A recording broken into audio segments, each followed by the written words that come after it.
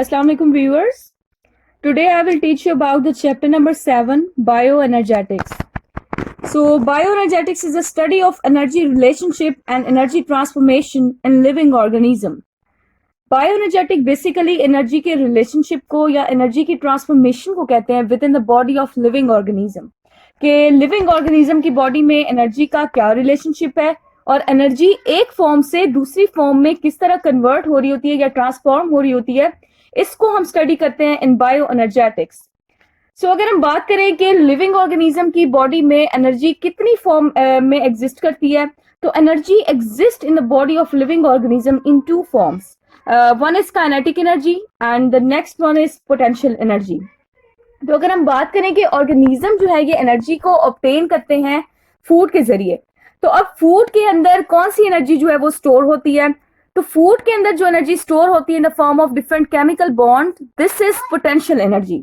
अब जब इन chemical bonds की ब्रेकडाउन होती है तो लार्ज अमाउंट में काइनेटिक एनर्जी और हीट वहां से रिलीज होती है. ठीक है, तो इसी तरह से अगर हम बात करें कि ऑक्सीडेशन रिडक्शन रिएक्शन क्या है और उनका क्या रोल होता है बायोएनर्जेटिक्स में, तो हमारे बॉडी में जितने भी रिएक्शन हो रहे हैं, फॉर एग्जांपल प्लांट्स की बॉडी में डिफरेंट रिएक्शन हो रहे हैं, फोटोसिंथेसिस का प्रोसेस हो रहा है, या किसी भी ऑर्गेनिज्म की बॉडी में रिएक्शन हो रहा है, फॉर एग्जांपल सेलुलर रेस्पिरेशन, तो इसमें ऑक्सीडेशन रिडक्शन रिएक्शन जो हो रहे होते हैं, व्हाट आर दे, तो ये क्या है बेसिकली. तो oxidation reduction reaction are basically they are called redox reaction, and oxidation is the loss of electron and reduction is the gain of electron. यानी ऑक्सीडेशन ऐसा प्रोसेस है जिसमें इलेक्ट्रॉन्स जो हैं वो लॉस हो रहे होते हैं, किसी भी एटम से इलेक्ट्रॉन जब रिलीज होते हैं, निकल जाते हैं, तो this is the process of oxidation. अब एक ऐसा प्रोसेस जिसमें इलेक्ट्रॉन्स गेन हो रहे होते हैं, कोई भी एटम इलेक्ट्रॉन्स को दूसरे एटम से ले रहा होता है, this is the process of reduction. That's why we represent it LEO, यानी loss of electron is called oxidation and GER, gain of electron is called reduction. तो गेनिंग और लूजिंग जो है बेसिकली ये हो रही होती है रिडॉक्स रिएक्शन में.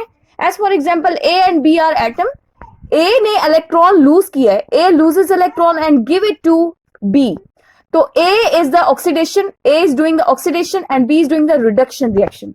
So oxidation and reduction reaction always occur together. That's why we call the oxidation reduction reaction as a redox reaction. तो अब ये जो redox reaction है ये हमारी लाइफ के वेरियस प्रोसेसेस को प्रोसीड करने में हेल्प करते हैं, एनर्जी प्रोवाइड करते हैं, as for example movement, growth and reproduction of different living organisms. Viewers, we also discuss that कि एनर्जी स्टोर होती है एटीपी की फॉर्म में. So what is ATP?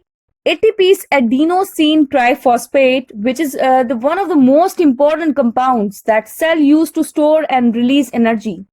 ATP एक ऐसा कंपाउंड है जिसमें कोई भी सेल जिसके जरिए अपनी एनर्जी को स्टोर करता है और रिलीज करता है. So basically it is a major energy currency of all the cell. So adenosine triphosphate को सबसे पहले कार्ल नोमन ने 1929 में डिस्कवर किया था. इसी तरह से अगर हम ATP एडिनोसिन ट्राइफॉस्फेट के स्ट्रक्चर को डिस्कस करें तो इसके नाम से ही पता चल रहा है, adenine, adenosine triphosphate, adenine with ribose sugar and 3 phosphate bonds, 3 phosphate groups. So this is the structure of ATP. ATP molecule has 3 subunits. Adenine, it is a double ring nitrogenous base. ये double ring nitrogenous base है जिसकी 2 rings हैं as in the diagram. तो इसी तरह से ribose sugar जो है this is a 5 carbon sugar जिसके अंदर 5 कार्बन जो है मौजूद होते हैं. तो इसी तरह से फॉस्फेट ग्रुप की अगर हम बात करें तो 3 फॉस्फेट ग्रुप जो है वो एक लीनियर चेन बना के एटीपी में जो है वो पाए जाते हैं. तो एटीपी जो है ये डिफरेंट सेलुलर फंक्शन परफॉर्म करने में हेल्प करता है. इसी तरह से इसके डिफरेंट रोल है कि ये synthesis of macromolecule, different macromolecule जैसे कि DNA है, RNA है, डिफरेंट प्रोटीन्स हैं, इनकी सिंथेसिस में ये एटीपी जो है ये हमें एनर्जी प्रोवाइड करता है और यूज होता है. तो इसी तरह से अगर हम बात करें कि एटीपी जो है और किस किस हमारी बॉडी के फंक्शंस में हेल्प कर रहा होता है, सो ये मूवमेंट में हेल्प करता है, या डिफरेंट नर्व इंपल्सेस की ट्रांसमिशन में हेल्प करता है, एक्टिव ट्रांसपोर्ट में हेल्प करता है, इसी तरह से एक्सोसाइटोसिस और एंडोसाइटोसिस में हेल्प करता है. तो एटीपी जो है it is a major energy currency of the cell and major source of energy which provide energy to different biological reactions.